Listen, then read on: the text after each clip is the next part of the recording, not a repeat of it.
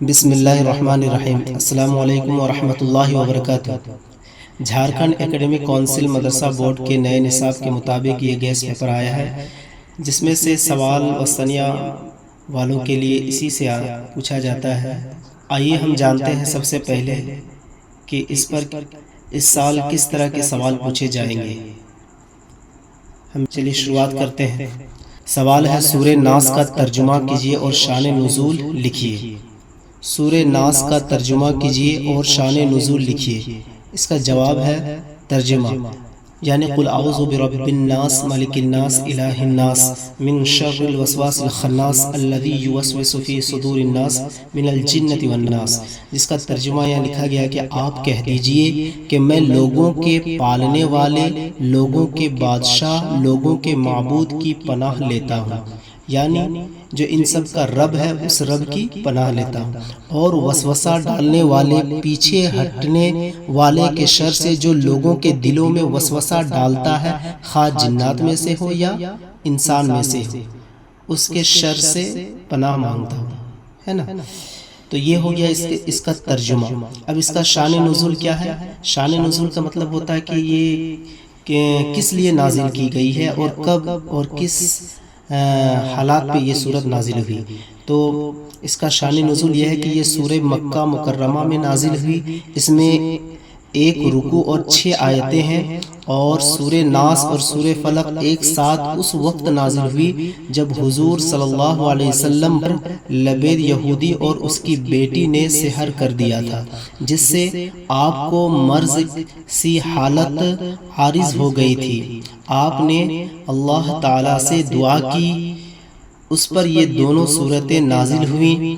دونوں صورتوں کو ملا کر 11 آیتیں ہیں۔ آپ صلی اللہ علیہ وسلم کو اللہ تعالیٰ نے وحی کے ذریعے اس جادو کی کاروائی کا مقام بھی معلوم کرا دیا، چنانچہ اس کنویں سے مختلف چیزیں نکلی جس پر جادو کیا گیا تھا۔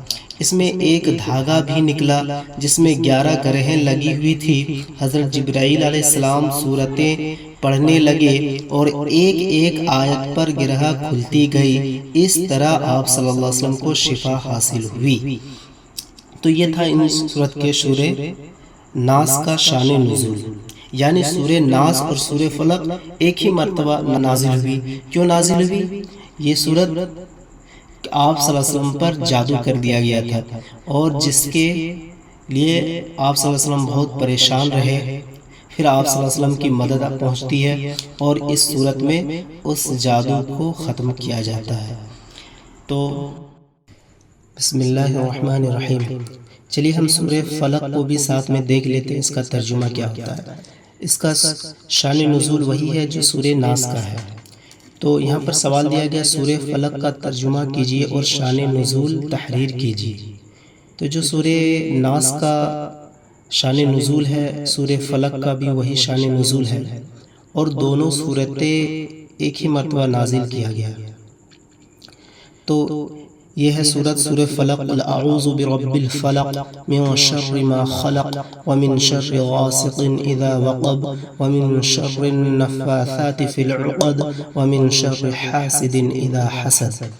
اس کا ترجمہ دیا گیا ہے کہ آپ کہہ دیجئے کہ میں صبح کے مالک کی پناہ لیتا ہوں، تمام مخلوقات کے شر سے اور اندھیری رات کے شر سے، جب وہ رات آ جائے، اور گروہوں پر پڑھ پڑھ کر پھونکنے والیوں کے شر سے، اور حسد کرنے والے سے جب وہ حسد کرنے لگے۔